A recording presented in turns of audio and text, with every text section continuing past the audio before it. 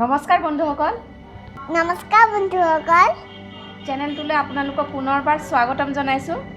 আজি আমি বনাম ইয়ংচাকৰ দুটা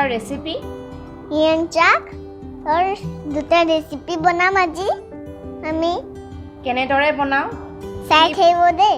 কি বনাওঁ চাই থাকিব দেই। তেন্তে পলম নকৰি আমি ৰেচিপিটোলৈ আগবাঢ়োঁ। প্ৰথমে আমি ইয়ংচাক কেইটা পুৰি ল'ব লাগিব। গেছ জ্বলাইছোঁ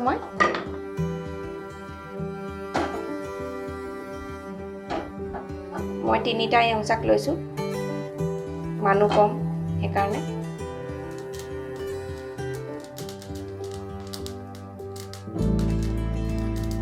ইয়ংচাকটোক জংচাক, ডিমাচা ভাষাত পাৰাঠাই আৰু মণিপুৰী চিম বুলিও কয়। স্বাস্থ্যৰ কাৰণে বহুত ভাল ইয়ংচাকটো, বিশেষকৈ পেটৰ কাৰণে, গেষ্ট্ৰিকৰ কাৰণে, এণ্টি ডিপ্ৰেশ্যন হয়, ব্ৰেইন চেল বহুত ভাল হয় এইটো খালে।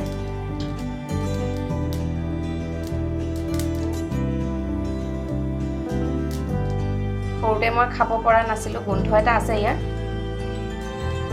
অকল বাকলি খাইছিলোঁ মই, এতিয়া ডাঙৰ হৈ এতিয়া খাব শিকিছোঁ। আজি মায়ে ৰন্ধাৰ দৰে ৰান্ধিবলৈ চেষ্টা কৰিম।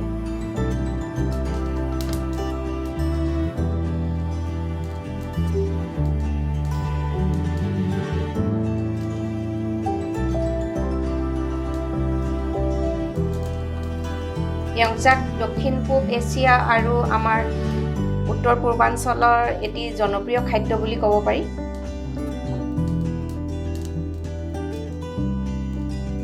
মণিপুৰত ইয়ংচাকৰ যিটো গুটি হয় সেইটো জানিব পোৱা মতে 1000-1200 টকা কেজি হয় পাৰ কিলো। মধ্যপ্ৰদেশত নেপায়। এইটো মোক ভাইটি এজন আছে, মধু বৰ্মন বুলি, অসমলৈ গৈছিলে, সি আনি দিছে। অসমলৈ গ'লে সি আনিয়ে দিয়ে মোক কিবা কিবি বস্তু। এই চেগতে তাক মই বহুত বহুত ধন্যবাদ জনাইছোঁ। শুকান মাছ, বৰা চাউল আদি কৰি অসমৰ ইয়াত নোপোৱা বস্তুবোৰ মোক আনি খুৱায়।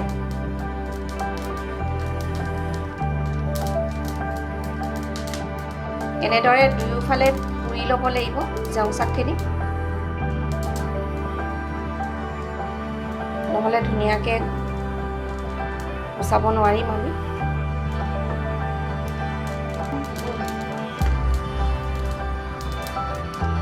কোমলীয়া ইয়ংচাকো খাবলৈ বহুত ভাল হয়।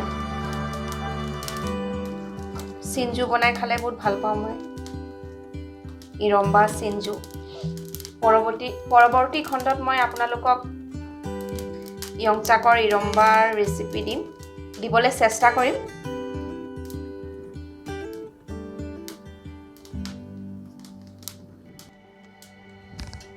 আমাৰ ইয়ংচাক ধুনীয়াকৈ পুৰি হৈ গৈছে। এতিয়া আমি গেছ বন্ধ কৰিম। চাওক চাৰিওফালে সমানে পুৰিব লাগিব, তেতিয়া আমি এতিয়া ধুনীয়াকৈ বাকলিটো গুচাম। কেনেদৰে বাকলিটো আমি গুচাওঁ, এৰুৱাই দিওঁ, দেখুৱাম আপোনালোকক, চাই থাকিব। এতিয়া আমি ইয়ংচাকটো গুচাব লৈছোঁ।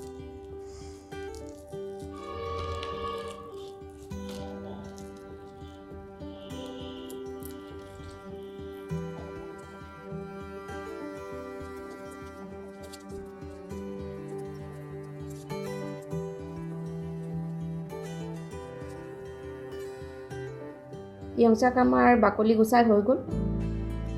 এতিয়া অকণমান ধুই ল'ম, অকণমান ছাই লাগি আছে। এতিয়া আমি ইয়ংচাকখিনি ধুই ল'লোঁ। এয়া আমি ৰান্ধিবৰ বাবে ইয়ংচাক এবাতি লৈছোঁ, পিঁয়াজ এটা মিহিকৈ কাটি লৈছোঁ, তেজপাত দুটা, জলকীয়া অকণমান ফালি দিছোঁ মই, বিলাহী ডাঙৰ দুটা, আলু ডাঙৰ এটা, আৰু ইয়াত আদা লৈছোঁ মই, খুন্দনাটো লৈছোঁ, আৰু আধা চামুচ পাঁচফোৰণ লৈছোঁ। আৰু এয়া মাছ লৈছোঁ মই, মাছেৰে ৰান্ধিম এতিয়া মই ইয়ংচাক। আমাৰ কেৰাহী গৰম হৈছে, মিঠাতেল দিম মাছ ভাজিবৰ জোখেৰে। কেৰাহী আমাৰ গৰম হৈছে। এতিয়া নিমখ হালধি সানি থোৱা মাছ কেইপিচ ভাজিম।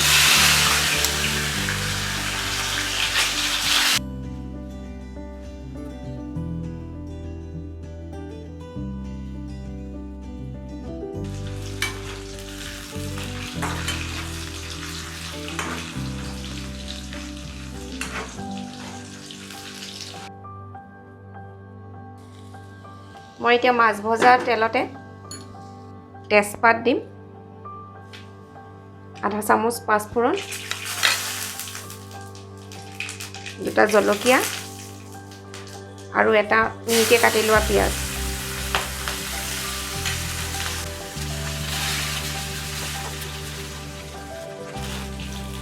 ৰং সলনি হোৱালৈকে ভাজিম আমি পিঁয়াজখিনি।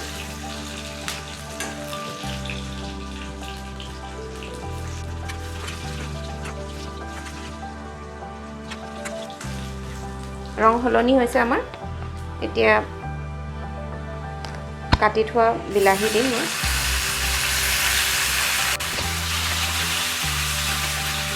এতিয়া মই জোখমতে নিমখ আৰু হালধি দিম।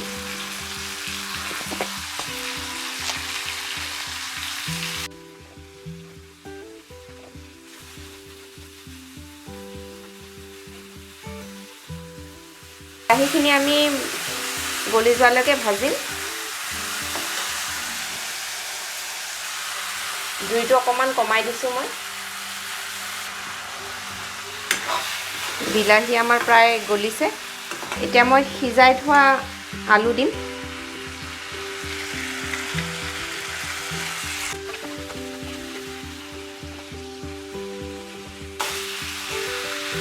অকণমান হেতাৰে মই পিটিকি দিছোঁ আলু। তেতিয়া জোলকণ থুপথুপীয়া হ'ব, ধুনীয়া হ'ব খাবলৈ।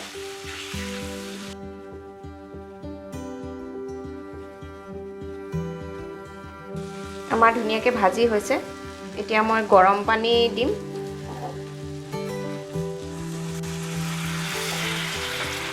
অকণমান গৰম পানী দিছোঁ মই।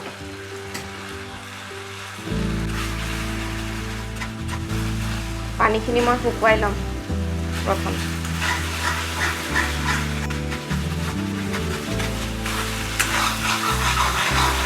চব শুকাই আহিছে।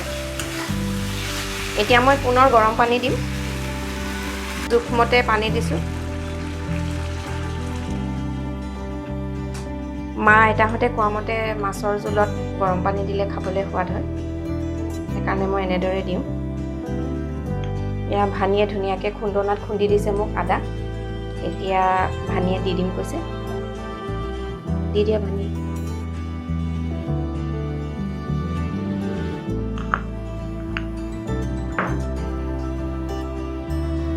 আৰু আমি জংচাকখিনিও এতিয়া দি দিম। দি দিয়া তুমি।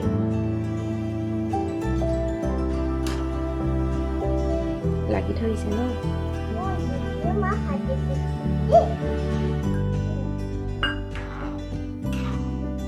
ভালদৰে উতল আহিলে আমি ভাজি থোৱা মাছ এডোখৰো দিম।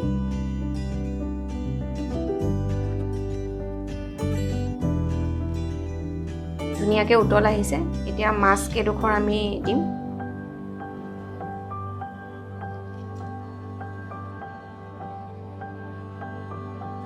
তাই ভজা মাছ খাম বুলি কোৱাৰ কাৰণে মই 2 পিচ থৈ দিছোঁ, 4 পিচ দিছোঁ। 5 মিনিটমান সময় আমি উতলাম। উতলাই নমাম আমি। মাছৰ জোলকণ হ'লে আমি আৰু এটা জংচাকৰ ৰেচিপি আপোনালোকক দেখুৱাম। এয়া আমাৰ মাছৰ জোল, ইয়ংচাকেৰে বনোৱা মাছৰ জোল আমাৰ ৰেডি। এতিয়া আমি নমাম। গেছটো বন্ধ কৰি দিছোঁ।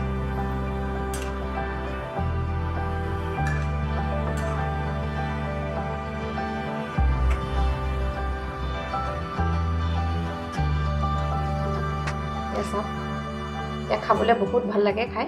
ইয়ংচাকৰ এটা ফ্লেভাৰ থাকে। চাই থাকিব, মই এতিয়া আৰু এটা ৰেচিপি দেখুৱাম আপোনালোকক। এতিয়া আমি আকৌ গেছটো জ্বলাম আৰু এটা ৰেচিপি ৰান্ধিবলৈ। আগৰ দৰে আমি জংচাককেইটা পুৰি ল'ব লাগিব।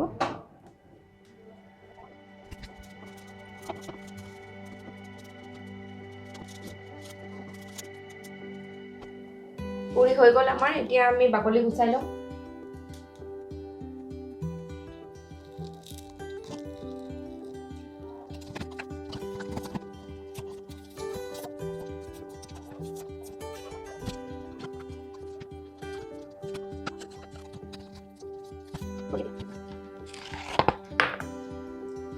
এতিয়া মই গেছ জ্বলাই জলকীয়া দুটা পুৰি ল'ম।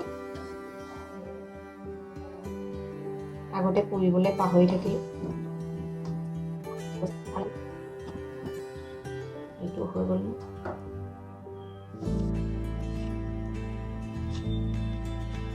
এতিয়া মই জোখমতে নিমখ দিম।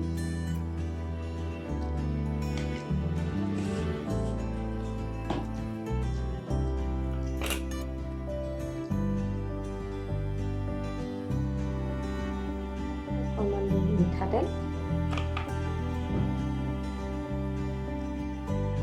জলকীয়া মই ঠাৰি গুচাই এতিয়া পিটিকি লওঁ।